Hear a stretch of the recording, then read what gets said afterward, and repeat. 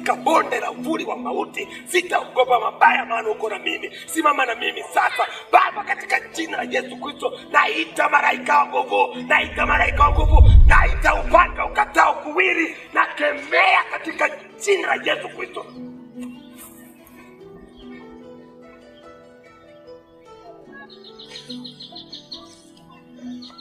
Wewe tena nimepiga vijana wangu wote. Sasa leo ni lazima nikumalize hapa hapa. Mimi nataka uijue kweli. Lazima uijue kweli. Sina kweli nyingine zaidi ya kweli ninayojua mimi. Kweli gani? Kweli ya kuvaa haya mavazi? Afu unajiita wewe si ni nani? Hakuna kweli zaidi ya kweli inayotoka katika hiki kitabu. Hii ndio kweli ya kweli. Sasa ni kweli ipi ambayo unahisi kwamba wewe unahisi ni kweli?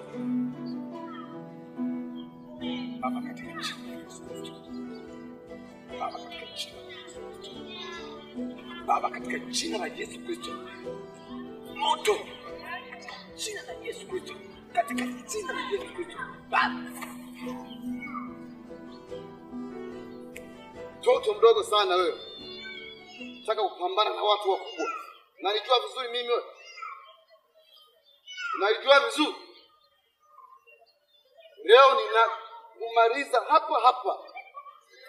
Tuone wewe Mungu wako kwamba kama atakuja kukusaidia. Wapo wakina Ayubu waliojaribiwa. Wapo mitume waliojaribiwa. Wapo akina Shadraka, Meshach na Abednego walipotupwa kwenye tanuru la moto bado walitoka hai. Usithitishe wewe. Mungu wangu anatenda. Baba, katika jina la Yesu Kristo, na haribu na kuvunja, na haribu na kuvunja, na sambaratisha, na ngoa na vunja, na katika jina la Yesu Kristo, na kemea, na ngoa mizizi ya kichawi, na ngoa mizizi ya kishirikina, na ngoa, na haribu, na sambaza, na sambaratisha. Baba, katika jina la Yesu Kristo, Baba, katika jina la Yesu Kristo, hawa ni wakuu wa nguvu za giza, na haribu na kusambaratisha katika jina la Yesu Kristo, katika jina la Yesu Kristo, katika jina la Yesu Kristo. Naita moto, naita moto, naita fire, fire, fire, fire.